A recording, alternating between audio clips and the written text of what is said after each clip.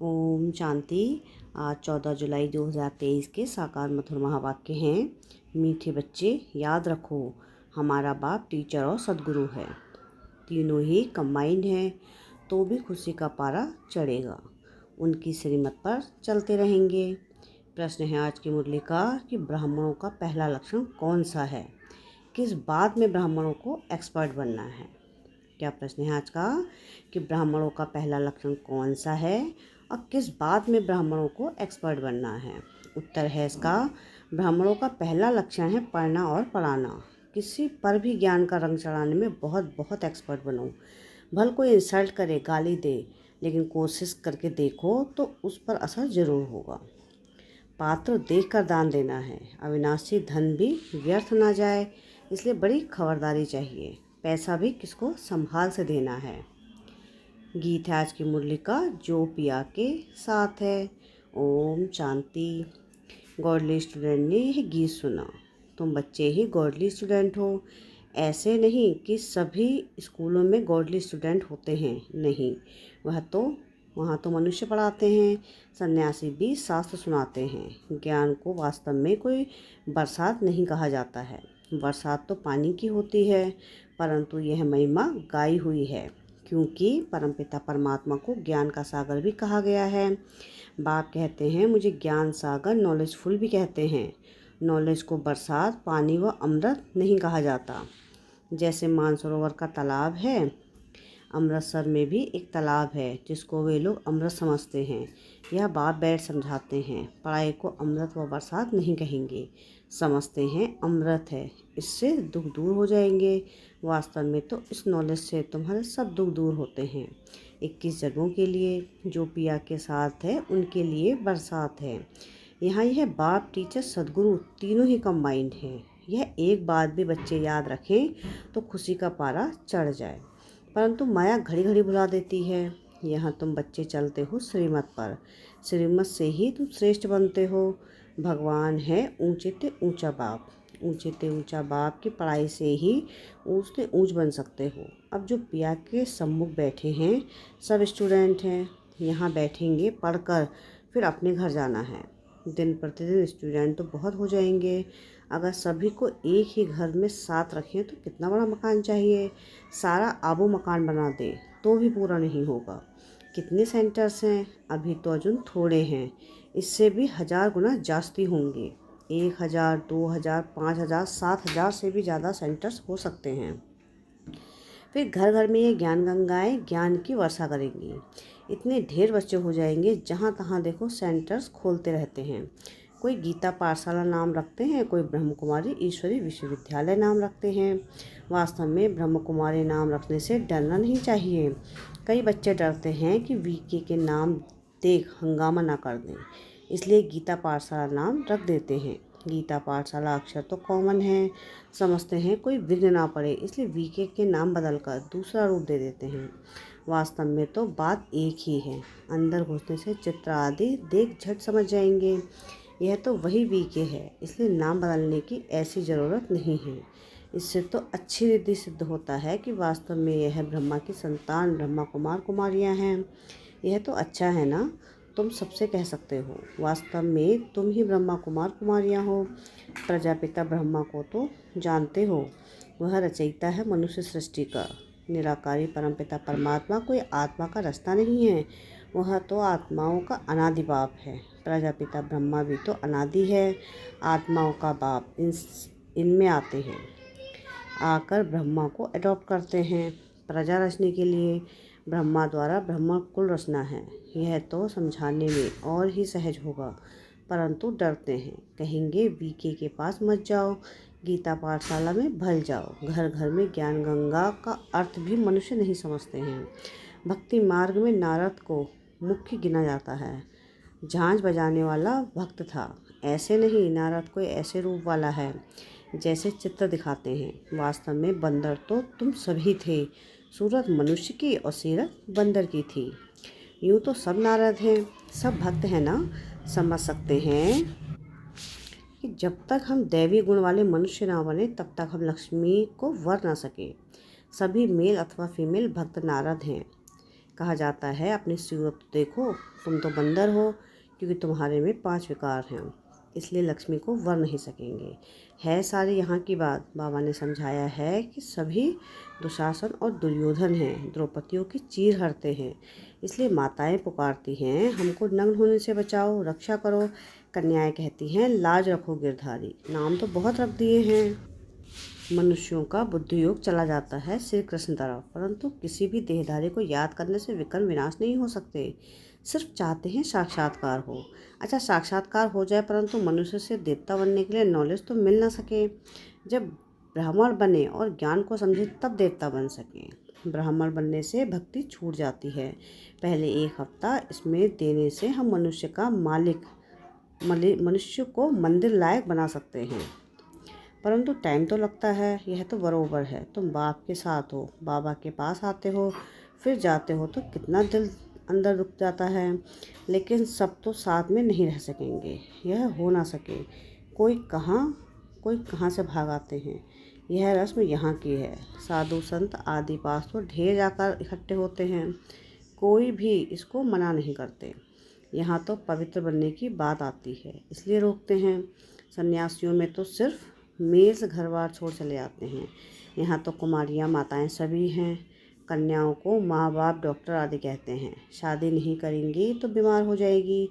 उनको समझाना चाहिए। अरे सन्यासी कितने बनते हैं, बहुत छोटे छोटे ब्रह्मचारी वहाँ रहते हैं, फिर वह ब्रह्मचारी तो कभी बीमार नहीं होते।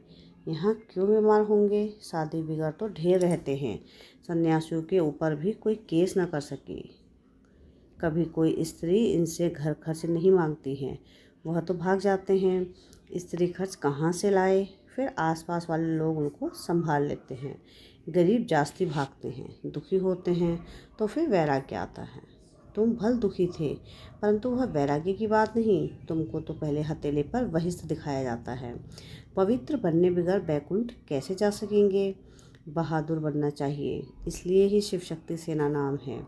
शिव बाबा साथ योग लगाने से शक्ति मिलती है। ज्ञान की धारणा होने के बाद फिर समर्पण होना है। ज्ञान की धारणा नहीं होगी, नष्टो मोह नहीं होंगे तो माया आकर पटकाएगी। शादी करने की दिल होगी तो फिर सारा ब्रह्म कुमारियों का नाम बदनाम हो जाता है। पहले नष्टो मोह बनना पड़े। तुम लोग इतने भट्टी में रहे तो भी कितने नष्टो मोह नहीं बने। याद आती रही। यहाँ से गए, मित्र संबंधियों का मुंह देखा और लट्टू हो बैठ गए। मुंह ने घेर लिया। यह भी ड्रामा की भावी है। अभी भी बाप कहते हैं पहले पहले तो नष्टो मोह बनो, एक मोस्ट विलव्ड बाप के बन जाओ। कुछ भी हो जाए हम तो बाप की ही सर्विस पर रहेंगे। यहाँ कहा जाता है ना, चढ़े तो चाखे बैकुंठ रस, गिरे तो चकनाचूर। ऐसे नहीं कि छोड़ कर आ जाएं फिर मुँह सताए। ऐसे बहुत सन्यासी लोग जाकर फिर वापस लौट आते हैं। सन्यासी घर में वापस आए तो आसपास वाले निरादर करते हैं, समझते हैं यह काम के लिए भागा है। यहाँ भी समझा जाता है यह पूरा नष्टो मोह नहीं बना था, विकारों ने घेर लिया है। बाबा के पास कोई खान पान की तकलीफ नहीं है। शुरू से लेकर कितने संभाल करते आए हैं। गरीब साहूकार एक समान है। मम्मा बाबा भी सबको सिखलाने लिए बर्तन मांजते थे, झाड़ू लगाते थे। देह अभिमान तोड़ने के लिए कहा जाता है। सन्यासी भी ऐसे कराते हैं। कोई बड़ा आदमी होगा तो उनसे लकड़ी आदि कटाएंगे, देह अभिमान तोड़ने लिए। यहाँ तो बड़ी भारी मिल्कियत मिलती है। 1 सेकंड में 21 जन्म की बादशाही। सन्यासियों के पास तो कुछ भी प्राप्ति नहीं है। बाकी पवित्र हैं, इसलिए अपवित्र माथा टेकते हैं। यह तो राजयोग है, विश्व का मालिक बनते हैं, विकार में नहीं जाना है। मीरा भी पवित्र रहना चाहती थी ना, वह तो भक्ति मार्ग में थी। श्री कृष्ण का दीदार करती थी, उनकी दिल लगी श्री कृष्ण से, तो भला वह विकार में कैसे जाएगी। सो भी 1 जन्म करके मीरा दूसरे जन्म में भी भक्ति मार्ग में गई हो, ऐसे भी कह सकते हैं। वह भक्ति मार्ग में गई क्योंकि अंतमति से गति होती है। श्री कृष्ण से दिल थी तो भक्त ही बन जाएगी, परंतु भक्ति मार्ग में कुछ मिला तो नहीं। ज्ञान मार्ग में तो 21 जन्मों का वर्षा मिलता है। भक्ति भी पहले शिव की करते हैं, फिर देवताओं की। अभी तो देखो चूहे बिल्ली आदि सबकी भक्ति करने लग पड़े हैं। श्री कृष्ण को छोड़ हनुमान गणेश आदि की भक्ति करने लग पड़े हैं। सतयुग त्रेता में भी कलाएं कम होती जाती हैं और भक्ति भी कलाएं कम होती जाती हैं। अभी तो कोई काम के लिए नहीं रहे हैं, अभी तो कोई काम के ही नहीं रहे हैं। जब ऐसी हालत होती है तब बाप आकर समझाते हैं। आधा कल्प ऊंच चढ़ते हैं, फिर आधा कल्प के बाद गिरना शुरू होता है। मनुष्य समझते हैं गिरना ही है, तो फिर ज्ञान लेकर क्या करें। परंतु ईश्वरीय नॉलेज बगैर मनुष्य तो कोई काम के नहीं है। हम तुम क्या करते, कुछ भी नहीं। ज्ञान जरूर चाहिए। शरीर निर्वाह अर्थ पढ़ते हैं ना, कन्याओं को भी आजकल शरीर निर्वाह अर्थ पढ़ना पड़ता है। आगे यह कायदा नहीं था। कन्याएं घर संभालती थी, बच्चे नौकरी के लिए पढ़ते थे। अब बेहद का बाप तुम बच्चों को पढ़ा रहे हैं। अगर सभी यहाँ बैठ जाएं तो फिर मित्र संबंधी आदि को ज्ञान कैसे देंगे। जाना पड़े, पढ़ना और पढ़ाना है। कोई तो बिल्कुल पढ़ते ही नहीं, तो समझना चाहिए यह हमारे ब्राह्मण कुल का नहीं है। रंग लगाने की कोशिश जरूर करनी चाहिए, इसमें डरने की बात नहीं। कोशिश करने से फिर कोई ना कोई को रंग लग जाएगा। भल कोई इंसल्ट करे, गाली दे, तुम पुरुषार्थ करके देखो, किस न किस पर असर जरूर होगा। बिच्छू चलता है तो नर्म चीज़ देख वहाँ डंक मार देता है, जांच करता है। यहाँ भी बच्चों को बहुत एक्सपर्ट बनना चाहिए। अविनाशी धन कहाँ व्यर्थ, किसको नहीं देना है। पात्र देख दान करना है। अगर किसको दान दिया और उनसे कोई विकर्म कर लिया तो उनका पाप उस दान देने वाले पर आ जाएगा। यहाँ बड़ी खबरदारी चाहिए। पैसे तो बड़ी संभाल से किसको देना है पूछकर। यहाँ तो जो भी बना रहे हैं वह सब जल्दी ही टूट फूट जाएंगे। यह मकान भी बच्चों के रहने के लिए हैं, यह तो जानते हैं सब टूटने हैं। अर्थक्वेक होगी तो मंदिर आदि सब टूटेंगे। हमारी राजधानी में यह कुछ होगा नहीं, ना अमेरिका रशिया आदि होगी। सिर्फ भारत खंड रहना है, यह तुम जानते हो। बाकी दुनिया तो घोर अंधियारे में है। बाबा का यह कितना बड़ा स्कूल है, इसमें टीचर्स भी नंबरवार हैं। सभी एक समान तो होते नहीं। इसमें तुम देखेंगे सबसे बड़ा टीचर तो शिव बाबा है। फिर यह ब्रह्मपुत्र नदी, कहते भी है त्वमेव माता च पिता त्वमेव, तो यह माता ठहरी ना। फिर सरस्वती का भी नाम है।